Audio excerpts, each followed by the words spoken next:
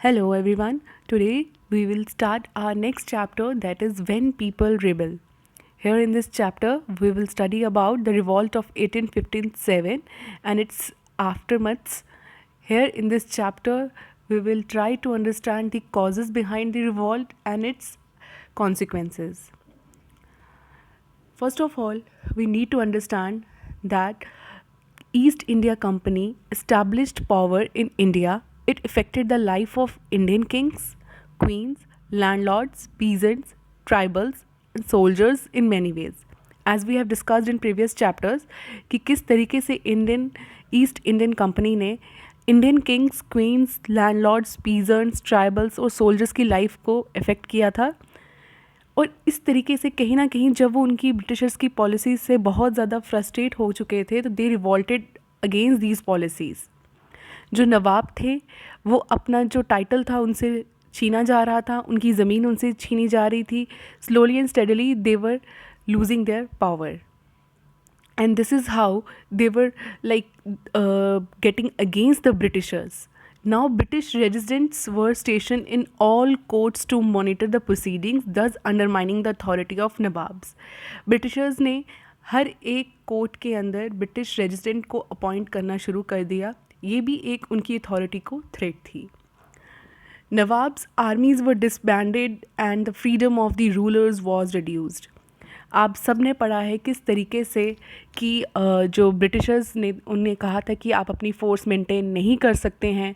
तो यहाँ पर हम ये समझ सकते हैं कि कैसे उनकी आर्मी का नंबर रिड्यूस करके किंग्स एंड नवाब्स की पावर को रिड्यूस किया गया। जो रेवेन्यू कलेक्ट किया जाता था नवाब से was taken by the British and their territories were also seized on various grounds. Many ruling families try to negotiate with the company in order to protect their interest. बहुत सारी जो ruling families थी Kings nawabs की, उन्होंने company के साथ कुछ ना कुछ टर्म्स नेगोशिएट कर कर बचाने की कोशिश की। रानी लक्ष्मीबाई जो थी वो कंपनी को कह रही थी कि मेरे जो अडॉप्टेड सन हैं उन्हें रिकॉग्नाइज़ करिए, बट हम सब ने पढ़ा है कि under doctrine of flaps they brought up the new policy of expansion, जिसके अंदर ये था कि अगर आपका कोई भी अडॉप्टेड सन है तो हम उसे कंसीडर नहीं करेंगे। राजा की डेथ के बाद जो किंगडम होगा वो ब्रिटिशर्स के अंडर आ जाएगा। Nana Saheb was also the adopted son of Peshwa Bajirao second. And जब पेशवा बाजीराव की डेथ हो जाती है तो नाना साहब बोलते हैं कि कंपनी को कि मुझे भी एज ए कंसीडर किया जाए, फादर्स की जो पेंशन है वो उन्हें मिलनी चाहिए। बट ब्रिटिशर्स ने रिफ्यूज़ कर दिया और अपनी मिलिट्री पावर से उनको डिफीट किया और this is how Nana Saheb went against the Britishers and revolted. 1801 में सब्सिडरी अलाइंस आता है अवध के ऊपर, जिसमें ये कहा जाता है कि नवाब वाजिद अली शाह से कहा जाता है कि आपने जो यहाँ पे रूल कर रहे हैं वो आपका रूल सही से नहीं चल रहा।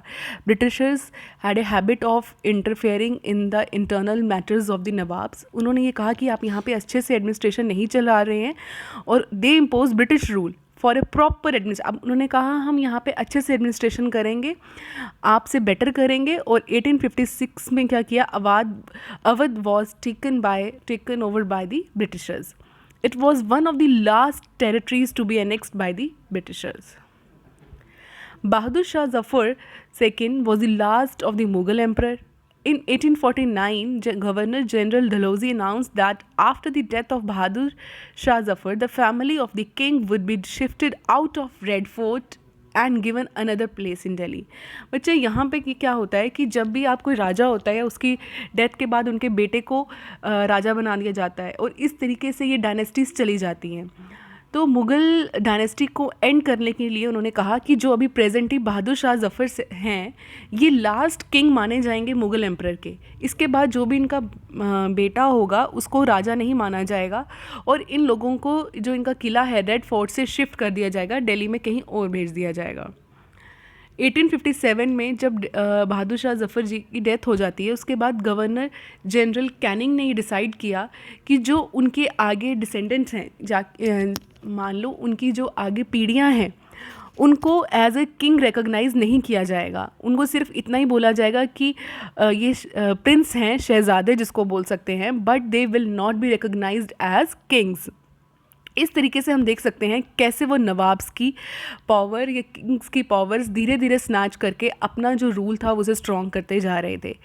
ऑल दीज रीजंस, किस तरीके से इन सब की डेथ के बाद या ये सारे जो रीज़न थे हम इस चैप्टर में पढ़ेंगे, कैसे ये लोगों के ऊपर प्रेशर बिल्ड होता है और they started revolt against Britishers.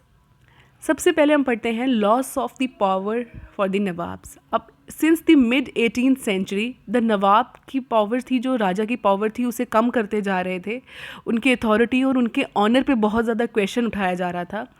British resident appoint किए जाते थे उनके कोर्ट में। उनके कोर्ट में हमेशा एक ब्रिटिश रेजिडेंट होता था वहाँ पे।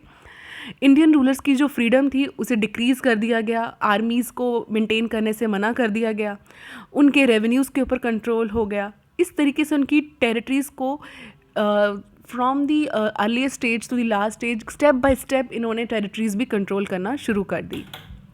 Failed negotiations of the ruling families, किस तरीके से जो रूलिंग फैमिलीज़ थी वो इनके साथ नेगोशिएट करने की कोशिश कर रही थी, दैट ब्रिटिशर्स को मनाने की कोशिश कर रही थी that you should recognise our adopted son. But Lord Dalhousie की जो डॉक्ट्राइन ऑफ लैप्स पॉलिसी के अंडर इन्होंने उन्हें रिकॉग्नाइज नहीं किया। हमने यहाँ पर रानी लक्ष्मीबाई की एग्जाम्पल लेते हैं कि after the death of her husband she wanted her adopted son to be the recognised as a heir of the kingdom.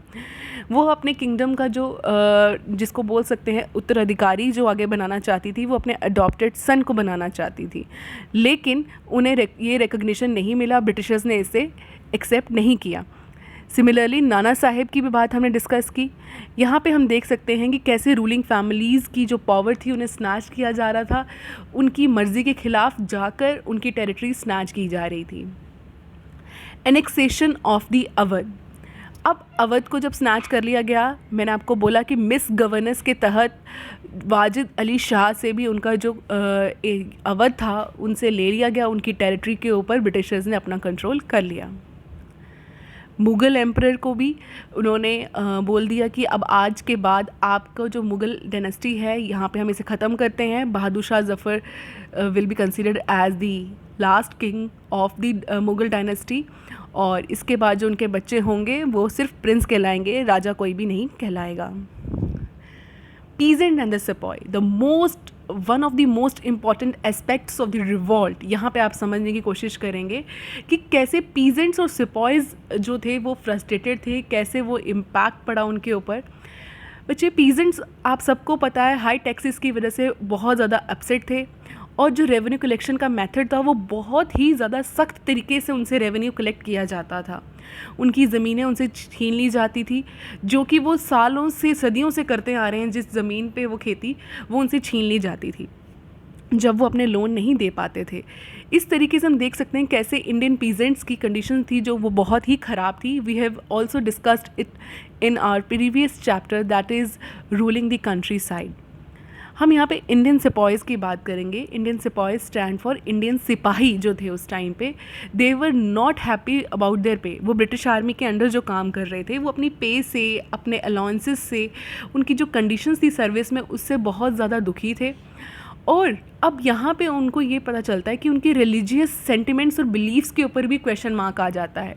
बच्चे, ब्रिटिश आर्मी में कुछ ऐसी चीज़ें होती थी या कुछ ऐसे रूल्स एंड रेगुलेशंस थे जो इंडियन पीपल थे वो समझते थे कि उनके रिलीजन और उनके बिलीव्स के अगेंस्ट है। This is how Indian peasants and sipahis were getting like frustrated under the British control.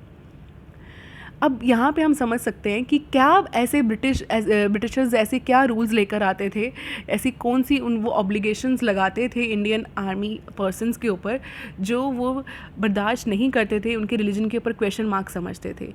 Hindus believe करते थे कि crossing sea would mean that they would lose their religion. उस समय ये माना जाता था कि अगर आप कुछ भी पानी पार कर कर किसी और एरिया में जाओगे, मान लो कोई भी समुंदर पार करके किसी और जगह में जाओगे, आप अपने धर्म से और अपनी जात से चले जाओगे, वो आपका धर्म और आपकी जात ख़त्म हो जाएगी।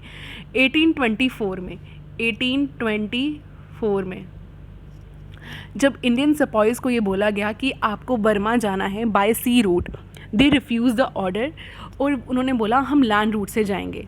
इसके लिए क्या सिपाहीज़ को बड़ा ज़्यादा पनिशमेंट मिली। उनको न्यू लॉ लाया गया 1856 में, and now it was made mandatory for a sipahi to agree to the serve overseas if required. अब इन्होंने ये एक रूल ले आया 1856 में कि अब जो भी इंडियन आर्मी में रिक्रूट होगा उसे हम बाहर कभी भी ले जा सकते हैं, कहीं पे भी हम उन्हें यूज़ कर सकते हैं। अब जो ये सिपाहीज थे ये बेचारे रूरल बैकग्राउंड से थे, बच्चे इंडियन रूरल बैकग्राउंड से थे, इनकी फैमिली थी जो विलेजेस में रहती थी। तो जो भी ये जो चीज़ें हो रही थी आर्मी पर्सनस के साथ, जो भी सिपाहीज थे, ये जो इम्पैक्ट था कहीं ना कहीं इनकी फैमिलीज़ में पड़ रहा था और ये लोग कहीं ना कहीं बहुत ज़्यादा ऑप्रेस्ड फील कर रहे थे ब्रिटिश पॉलिसीज़ से। अब जो रिफॉर्म्स थे बच्चे, British try to bring so many reforms in Indian society.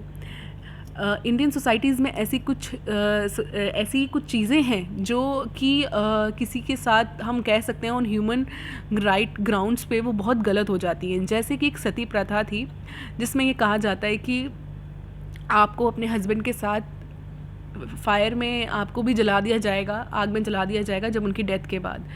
तो कुछ ऐसी और एक प्रैक्टिस है कि विडो रीमैरिज नहीं मानी जाती थी, कि अगर एक लड़की विधवा हो जाती है after her husband death she has no right to marry again. ये एक तरीके की प्रॉब्लम थी। तो ये सब जो चीज़ें थी, और जो ब्रिटिशर्स थे ना, उन्होंने क्या किया, क्रिश्चियन मिशनरीज़ को बहुत ज़्यादा प्रमोट करना शुरू कर दिया। इन्होंने क्या किया, 1830 में ना इनको फुली फंक्शन करने के लिए इंडिया में छोड़ दिया और कहा कि you can function at your own.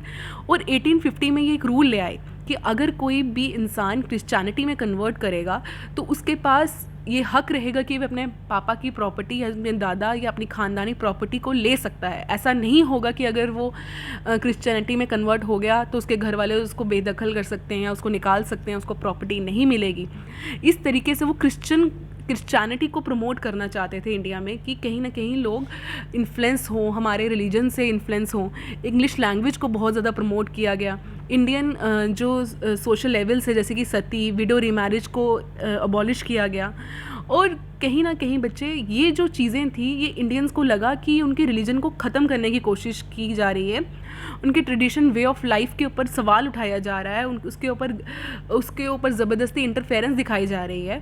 तो इंडियंस बहुत ज़्यादा एजिटेटेड फील करते थे कि how they are questioning our lifestyle, how they are questioning our religion. तो रिलीजन के ऊपर जब बात आती है तो they get very emotional, Indian gets very emotional. तो ये एक जो चीज़ थी जो बहुत इंडियंस को बहुत ज़्यादा इम्पैक्ट उनके दिमाग में पड़ रहा था ब्रिटिशर्स के against. Mutiny to popular rebellion. एक म्यूटिनी होता है कि बिल्कुल एक छोटा सा किसी के लिए खिलाफ रिवॉल्ट उठना या किसी के खिलाफ आवाज़ उठाना। कैसे एक छोटी सी म्यूटिनी एक बहुत बड़ा रेबिलियन बन गया, सब लोगों के मास लेवल पे चला गया। The rebellion of May 1857 threaten companies very presence in India. 1857 मई में जो छोटा सा रेबिलियन हुआ था, छोटा तो नहीं कह सकते, as it has been considered as first war of independence against India. पहली बार ऐसा हुआ था कि लोग एकदम वोकल होकर, लोगों ने एकदम फिज़िकली लोगों ने इसमें इन्वॉल्वमेंट दिखाकर ब्रिटिशर्स के खिलाफ आवाज़ उठाई थी। तो जो म्यूटिनी थी which started from the cantonment in Meerut engulfed a large part of the northern and central India. बच्चे, ये मेरठ से शुरू होती है और कहीं ना कहीं ये नॉर्थ और सेंट्रल इंडिया को बहुत ज़्यादा इम्पैक्ट करती है। मेरठ से ये शुरू हुई थी और नॉर्दर्न इंडिया और सेंट्रल इंडिया में इसने बहुत ज़्यादा असर छोड़ा है। लोग different societies, different sections of the society से निकलते हैं और इस रेबेलियन में पार्ट लेते हैं। हिस्टोरियन कहते हैं कि ये one of the first biggest arm resistance था कॉलोनिज्म के अगेंस्ट इन 19th सेंचुरी। उस समय में लोगों की हैबिट होती थी कि कोई अगर हमारे ऊपर रूल कर रहा है, दे यूज़ टू गेट इट, वो इसको एक बहुत ही नॉर्मल चीज़ लेते थे। बट ये पहली बार था 19th सेंचुरी में कि लोगों ने इतने ज़्यादा मास स्केल पे किसी के खिलाफ आवाज़ उठाई थी। मेरठ से दिल्ली, कैसे एक मेरठ में छोटी सी म्यूटिनी दिल्ली तक पहुंचती है, अब हम ये समझने की कोशिश करेंगे। बच्चे, Mangal Pandey was young soldier at cantonment in Barrackpore. वो बैरकपुर में एक यंग सोल्जर थे। उनके ऊपर इल्ज़ाम लगा कि उन्होंने अपने ऑफिसर्स को मारा है। On 29 March 1857 he was hang to death, उन्हें फांसी दी जाती है। और इसी के कुछ दिन के बाद कुछ और सिपाही क्या करते हैं, मेरठ में काम करने से मना कर देते हैं। वो बोलते हैं कि हम न्यू कार्टेजेस जो आर्मी में यूज़ हो रही हैं वो हम यूज़ नहीं करेंगे। बच्चे ये जो न्यू कार्टेजेस आप वर्ड सुन रहे हो, इसका मतलब ये है कि उनकी जो एक इनफील्ड राइफल एक गन होती थी, उसमें ये कुछ ऐसी गन की एक जो कार्टेजेस पड़ती थी जिसे मुंह से खोलना पड़ता था। और एक ऐसा र्यूमर था कि ये काऊ और पिग के फैट से बनी है और ये Indian sentiments, Indian religious sentiment के अगेंस्ट हैं। Indian Hindus and Indian Muslims both were against this. Cow and pig का जो फ्लैश है वो उनके रिलीजन में बहुत ज़्यादा उसके अगेंस्ट रहता है, तो ये उन्होंने रिफ्यूज़ कर दिया कि हम ये यूज़ नहीं करेंगे। 85 soldiers were dismissed from their service and they were sentenced to 10 years in jail. This incident happened on 9 May 1857. जब 85 सोल्जर्स को निकाल दिया जाता है, उसके बाद उन्हें पनिशमेंट भी मिलती है और ये सब होता है 9 मई 1857 को। 29 मार्च को मंगल पांडे को फांसी दी जाती है और 9 मई को इन लोगों को सर्विस से निकाल दिया जाता है और पनिशमेंट दी जाती है। तो ये एक आर्मी में एक जिसको हम बोल सकते हैं छोटी सी एक म्यूटिनी जो थी, जो उनके खिलाफ उठती है, ये चिंगारी थी जो कि फर्दर पूरे देश में फैल जाएगी। अब जब ये चीज़ होती है, 10 मई को सोल्जर्स मार्च करते हैं जेल की तरफ और जो कैदी बनाए गए सिपाही हैं उनको छुड़वा देते हैं।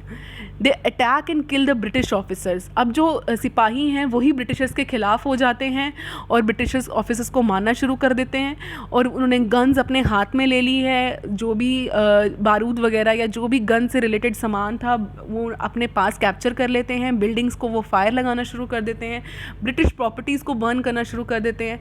इस तरीके से वो एक फिरंगीज़ एक वर्ड है जो कि फॉरेनर्स के अगेंस्ट यूज़ किया गया उस टाइम पे। फिरंगीज़ जो था उन्होंने डिक्लेयर कर दिया कि हम ये वॉर अगेंस्ट फिरंगी है, फिरंगियों को यहाँ से भगाना है। अब यहाँ पे कुछ नए लीडर निकल कर आते हैं वॉर में। इसमें हम कह सकते हैं कि जो बहादुर शाह ज़फ़र को वो चाहते तो नहीं थे, बट उनको कहीं ना कहीं बनाया जाता है लीडर ऑफ द रिवॉल्ट और उनसे कहा जाता है कि आप बादशाह का टाइटल फिर से लीजिए और हम इन लोगों के ख़िलाफ़ आवाज़ उठाएंगे, ब्रिटिशर्स के ख़िलाफ़ आवाज़ उठाएंगे। ये सब होता है 10 मई के अराउंड। एम्परर जो हैं उनके पास कोई चॉइस नहीं होती इतनी, क्योंकि उनको पता है इस टाइम पे बहुत ज़्यादा डिमांड है। वो क्या करते हैं, लेटर लिखते हैं। जो भी छोटे मोटे रूलर्स उस टाइम पे, चीफ्स रूलर्स आसपास के थे, उनको लेटर लिखते हैं क्यों ना हम सब मिलकर आवाज़ उठाएं। वो उनसे हेल्प मांगते हैं और हम बोलते हैं क्यों ना हम एक कन्फेडरेसी बनाएं। कन्फेडरेसी हो गया group of different chiefs, so that we can fight like in group against the Britishers. Political importance of Bahadur Shah Zafar. अब यहाँ से हम देख सकते हैं कि he was one of the most important person और बहादुर शाह ज़फ़र जो सपोर्ट करते हैं इस रेबेलियन को, ये एक ड्रामेटिक सिचुएशन रहती है क्योंकि लोगों में अब आ जाता है कि हमारा जो राजा है वही हमें अब सपोर्ट कर रहा है। लोकल छोटे मोटे जो किंगडम्स थे वो भी यहाँ से इन्फ्लुएंस होते हैं और उनको कहीं ना कहीं ये होप दिखती है कि अब हम ब्रिटिशर्स के ख़िलाफ़ आवाज़ उठा सकते हैं। Here's a picture of the last ruler of Mughal dynasty, that is बहादुर शाह ज़फ़र। अब यहाँ पे आप देखिए कैसे कि ये जो रेबेलियन था कहाँ मेरठ से शुरू होकर पूरे नॉर्थ वेस्टर्न इंडिया में कहीं ना कहीं ये फैलता है। ज़्यादा इम्पैक्ट इसका नॉर्दर्न और वेस्टर्न इंडिया के बीच में रहता है, जहाँ पे ये बहुत ही ज़्यादा वायलेंट सिचुएशन जिसने ले ली थी। तो ये एक डायग्रामेटिक रिप्रेजेंटेशन है जिसमें हम देख सकते हैं कि कैसे रेबेलियन फैल रहा है। Rebellion gradually spread to the other parts of the country and it spread to like Delhi, Kanpur, Lucknow. People in towns and villages also revolt और local leaders, ज़मींदार, chiefs भी इसमें involve हो गए और ये उन सब के लिए एक अपॉर्चुनिटी थी कि वो अपनी खोई हुई जो चीज़ें हैं उन्हें वापस पा सकें। नाना साहेब ने भी बहुत बड़ी एक फ़ोर्स बना ली और वहाँ पर उन पर अटैक कर दिया और वहाँ पे वो खुद को गवर्नर बन गए। He declared himself as a governor under Mughal emperor. उन्होंने बोला क्यों ना मैं अब मुगल डायनेस्टी के अंदर अपने आप को एक गवर्नर घोषित करूँगा। Bridges Qadri proclaimed his health the Nawab of Lucknow. Bridges Qadri ने भी यही किया और उन्होंने बोला, वो वाजिद शाह अली शाह के बेटे थे, उन्होंने बोला अब मैं हूँ यहाँ का नवाब। और रानी लक्ष्मीबाई भी जो सिपाहीज थे, जो कि बागी जो हुए थे, जिन्होंने ब्रिटिशर्स के खिलाफ आवाज़ उठाई थी, उनके साथ मिलती हैं, ब्रिटिशर्स से लड़ाई करती हैं और तांत्या तोपे के साथ मिलकर उन्होंने काफ़ी अच्छी लड़ाई लड़ी थी। बहुत bravely she fought with the Britishers. और ये हिस्ट्री में सभी आप जानते हैं कि कैसे रानी लक्ष्मीबाई का नाम बहुत ही ज़्यादा ब्रेव वुमेन में लिया जाता है, जिन्होंने बहुत ही बहादुरी के साथ ब्रिटिशर्स के खिलाफ आवाज़ उठाई थी। अब जो ये रेबलिन है बच्चे, बहुत ज़्यादा अपनी जो रूट्स हैं उसकी फैल जाती हैं, धीरे धीरे ये बहुत आग की तरह खबर फैलती है। सिचुएशन ये कहती है कि अब ब्रिटिश रूल कहीं ना कहीं वो एक तरीके से उनके ऊपर एक सेटबैक होता है, उनके ऊपर पहली बार उनके लिए शॉकिंग रहता है कि कैसे लोग इनके खिलाफ इतनी ज़्यादा आवाज़ें उठा रहे हैं। ये अवध में तो इसका बहुत ज़्यादा इम्पैक्ट देखा जाता है। अब जो न्यू लीडर्स थे यहाँ से निकल कर आते हैं, जैसे कि अहमदुल्ला शाह वॉज अ मौलवी फ्रॉम फैज़ाबाद। उन्होंने भी ब्रिटिश रूल को ख़त्म करने की आवाज़ उठाई और बहुत ज़्यादा सपोर्टर्स उनके साथ जुड़ गए। A large number of Ghazis, religious voices. Bakht Khan was a soldier from Bareilly. He took charge of a large fort. Kunwar Singh was an old zamindar in Bihar. He joined the rebel sepoys and battled with British for many months. आप यहाँ से देख सकते हो कि जैसे जैसे ये खबर फैलती है, लोगों में कॉन्फिडेंस गेन होता है, तो कहीं ना कहीं लोग जहाँ जहाँ पे भी उनको लगता है कि उनके साथ गलत हुआ है, वो इस रिवॉल्ट में पार्टिसिपेट करना शुरू कर देते हैं। इसमें कुछ प्रोमिनेंट नाम जो ऐड होते हैं वो हैं अहमदुल्ला शाह, जो वेरियस गाजीज थे, बख्त खान, ये सब मिलते हैं कुंवर सिंह के साथ और ब्रिटिशर्स के खिलाफ रिवॉल्ट करना शुरू कर देते हैं।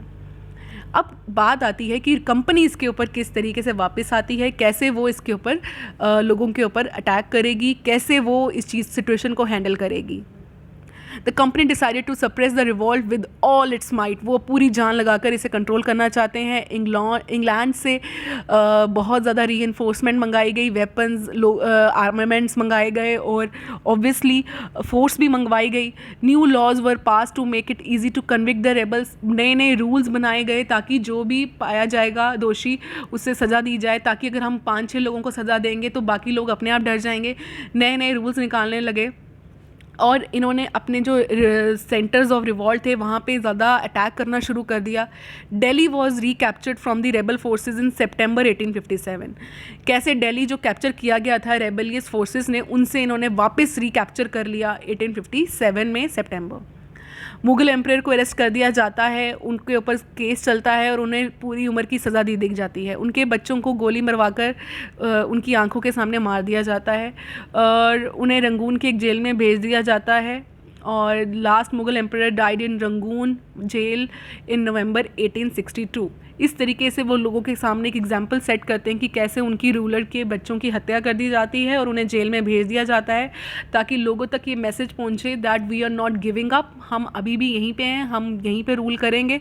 लोगों पे एक तरीके का ये एक प्रेशर, एक फियर डालने के लिए वो ये सब एक्टिविटीज़ कर रहे थे। अब ये लंबी बैटल थी, 2 साल तक चलती है। लखनऊ को रिकैप्चर कर लिया गया 1858 में। रानी लक्ष्मीबाई की डेथ हो जाती है जून 1858 में वॉर के दौरान। तांत्या तोपे हैं जो वो जंगलों में भाग जाते हैं सेंट्रल इंडिया के, और वहीं से वो गुरिल्ला वॉरफेयर चलते हैं, ट्राइबल सपोर्ट के साथ लड़ते रहते हैं ब्रिटिशर्स के अगेंस्ट। एट लास्ट उन्हें भी पकड़ा जाता है और उन्हें मार दिया जाता है 1859 में। तो कहाँ से 1857 से लेकर 59 तक ये रिवॉल्ट चलता है कुछ कुछ हिस्सों में। 2 साल लगभग इसे लग जाते हैं सप्रेस होने में। यहाँ देख सकते हैं कैसे Rani Lakshmibai is fighting over his horse, और उन्हें अपने बच्चे को गोदी में पीछे कैरी किया गया है। वो ब्रिटिशर्स के साथ बहुत ही ब्रेवली लड़ी हैं। ये एक मैप है जो ये डिपिक्ट कर रहा है कि ये जो रेड पॉइंट्स हैं ये मेन सेंटर डिपिक्ट कर रहे हैं कि कौन, ये जो रिवॉल्ट था इसके मेन सेंटर्स को डिपिक्ट कर रहा है ये red points. Shifting loyalties. The defeat of the rebel forces encouraged desertions from the ranks of the rebel forces. The British also tried to win back people loyalty. अब लोगों से फिर से विश्वास जीतने के प्रयास शुरू हो जाते हैं। नए नए रिवॉर्ड्स अनाउंस किए जाते हैं। जो भी उनके साथ लॉयल लैंडलॉर्ड रहेगा, जो भी ज़मींदार उनके साथ लॉयल्टी निभाएगा, उन्हें रिवॉर्ड दिए जाते हैं, उनकी ट्रेडिशनल राइट्स दे दिए जाते हैं लैंड के ऊपर। Rebels were told if they submit to the British they would remain safe. Rebel से बोला जाता है कि अगर वो सरेंडर करेंगे तो उनके राइट्स को हम सेफ रखेंगे और उन्हें कोई भी जो उनका टाइटल है उसे डिनाई नहीं किया जाएगा। They will not be killed. Hundreds of sipahis, rebels, nawabs and rajas were tied and hang. But फिर भी कुछ बहुत ज़्यादा नंबर पे सिपाही, रेबल्स और नवाब को कोर्ट में पेश किया जाता था, उनके खिलाफ केस चलता था और उन्हें बाद में फांसी दे दी जाती थी। इसके कॉन्सिक्वेंसेस क्या रहते हैं बच्चे? The British could regain the control of the country by the end of 1859। 1859 के करीब ये सिचुएशन कंट्रोल में आ जाती है। अब यहाँ पर ये रहता है कि ब्रिटिश फिर से एक पावरफुल सिचुएशन में है। एक न्यू एक्ट आता है 1858 का। कहाँ से आता है इस बार? ब्रिटिश पार्लियामेंट से। अभी तक जो डिसीजन ले रही थी वो ईस्ट इंडिया कंपनी ले रही थी, लेकिन अब जो डिसीजन आएगा वो आएगा ब्रिटिश पार्लियामेंट से। तो जो ये नया एक्ट आता है, इससे क्या होता है कि जो ब्रिटिश क्राउन, वहाँ की जो रानी है, उनकी अब डायरेक्ट अथॉरिटी रहेगी। ब्रिटिश पार्लियामेंट की जो डायरेक्ट अथॉरिटी है वो इंडियन सब कॉन्टिनेंट में रहेगी। यहाँ पे अब कंपनी का रूल हटकर यहाँ पे डायरेक्ट ब्रिटिश क्राउन का रूल माना जाएगा। A member of the British cabinet was appointed as the secretary of state for India. वहाँ के ब्रिटिश कैबिनेट मेंबर को secretary of state of India appoint किया जाता है। उनको रिस्पॉन्सिबिलिटी दी जाती है कि इंडिया से रिलेटेड वो सब चीज़ों को डील करेंगे। A council called Indian Council was given to him. The title of Governor General of India was changed to the title Viceroy of India. पहले गवर्नर जनरल का टाइटल था, अब वाइसरॉय ऑफ इंडिया का title शुरू कर दिया जाता है। The viceroy was a personal representative of the British crown. और वॉइसरॉय को ये माना जाता है कि ये ब्रिटिश क्राउन को रिप्रेजेंट करेंगे इंडिया में। वहाँ की जो ये माना जाएगा कि वॉइसरॉय को ऐसा देखा जाएगा कि ये ब्रिटिश रूल को डायरेक्टली यहाँ पे अप्लाई करेंगे। अब ब्रिटिश गवर्नमेंट एक्सेप्ट कर लेती है इंडिया के ऊपर रूल करना। All ruling chief of the country were assured that the territory would never be annexed in future. जो वहाँ के रूलिंग किंग चीफ्स होते हैं उन्हें ये कहा जाता है कि अब आपकी टेरिटरी को एक्सेस नहीं किया जाएगा, उन्हें अनेक्स नहीं किया जाएगा। They could not pass on their kingdoms to the heirs. और ये भी कहा जाता है कि आप अपने बच्चों को किंगडम नहीं दे पाएंगे, लेकिन आप सबको ये मानना पड़ेगा, क्वीन को सबसे बड़ा पैरामाउंट मानना पड़ेगा, आपको ब्रिटिश क्वीन को सबसे ऊपर मानना पड़ेगा। और ये बात आपको एक्सेप्ट करनी पड़ेगी that you are under the British rule. A decision was taken to reduce the proportion of Indian soldiers. अब इंडियन सोल्जर्स को भी रेशो कम कर दी जाती है आर्मी में, जो उन्होंने अपने वो पुरानी गलतियों से सबक लेते हैं और यूरोपियन सोल्जर्स की जो रिक्रूटमेंट है उसे ज़्यादा कर देते हैं। सोल्जर्स फ्रॉम अवध, बिहार और सेंट्रल इंडिया और साउथ इंडिया से, यहाँ से वो सोल्जर कोई भी नहीं लेते हैं, वो ज़्यादा लेते हैं सिख से, पठान्स और टेकन, इन सबको लिया जाता है। बच्चे यहाँ से आप देख सकते हो कि जो लोग पहले ज़्यादा एक्टिव थे रिवॉल्ट में, जिन जिन एरियाज़ से, उन एरियाज़ से बहुत ही वो अवॉइड करते हैं कि वहाँ से हम कोई भी अब सोल्जर रिक्रूट नहीं करेंगे। मुस्लिम्स बहुत ज़्यादा रिवॉल्ट में एक्टिव थे, इसलिए उन्हें बहुत ही ज़्यादा शक की नज़र से देखा जाता था। उन्होंने कहा कि अब हम इंडियन कल्चर या इंडियन रिलीजियस प्रैक्टिसेस में इन्वॉल्व नहीं होंगे, कुछ भी हम इसमें इंटरफेरेंस नहीं दिखाएंगे। लैंडलॉर्ड और ज़मींदारों को भी हम उनके राइट्स को प्रोटेक्ट करेंगे। यहाँ से वो क्या करते हैं, जो उनकी नुकसान हुआ था उसकी भरपाई के लिए वो ये कुछ स्टेप्स लेते हैं ताकि इंडियंस को लगे yes there are these people are here for their well being. वो ये चाहते थे कि लोगों को ये लगे कि हम ये जो काम कर रहे हैं उनकी भलाई के लिए कर रहे हैं। अब इस चैप्टर से हमने यही समझने की कोशिश की कैसे कि एक छोटी सी जो म्यूटिनी थी वो लोगों तक फैलती है, चिंगारी की तरह आग फैलती है और different parts of the country में जो जहाँ पे भी सप्रेस्ड फील कर रहा था, ब्रिटिश पॉलिसीज़ से फ्रस्ट्रेट था, दुखी था, उसने इस रेबेलियन में पार्ट लिया। और वहाँ से एक ये रेबल जो 1857 का रिवॉल्ट है ये एक मास लेवल पे चला जाता है।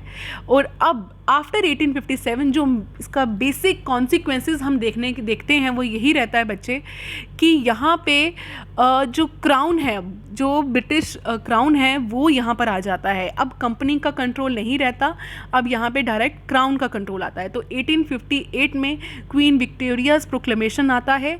यहाँ पे ये कहा जाता है कि कैसे वो अब यहाँ पर डायरेक्टली रूल किया जाएगा ब्रिटिश का, और एक secretary to the state appoint किया जाएगा जो डायरेक्ट क्राउन को रिप्रेजेंट करेगा इंडिया में। ये एक कॉपी है by the queen's a proclamation, जिसकी ऑफिशियल कॉपी की एक पिक्चर है। तो यहाँ से हमें हम ये देख सकते हैं कि कैसे 1857 के रिवॉल्ट को ब्रिटिशर्स डील करते हैं आफ्टरली, उसके बाद क्या कॉन्सिक्वेंसेस होते हैं और ब्रिटिश क्राउन डायरेक्टली इंडिया में शिफ्ट हो जाता है. That was all about this chapter. Thank you.